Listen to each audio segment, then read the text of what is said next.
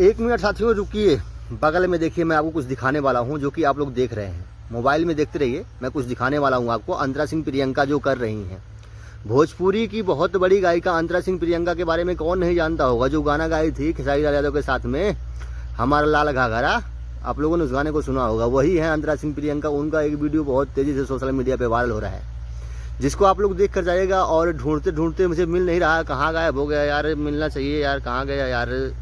हाँ, ये वीडियो रहा। ये है भोजपुरी की अंतरा सिंह प्रियंका, यानी कि जो वीडियो उनका सोशल मीडिया पर आप लोग देख सकते हैं कैसा वीडियो बनाया गया है।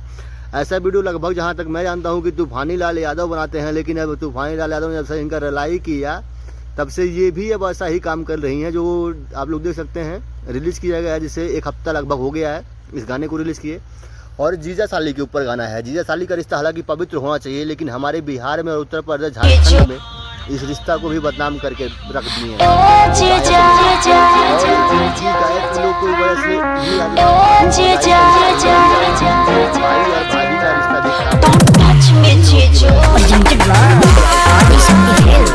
और ऐसे ऐसे गाने आते हैं, लहंगा चोली, भौजी हाउ ढोड़ी, हाउ ढोड़ी, हाई ढोड़ी, ऐसे ऐसे गाने आते हैं बिहार में। ये सब गाने का बाइकआउट करना चाहिए अभी लोग को।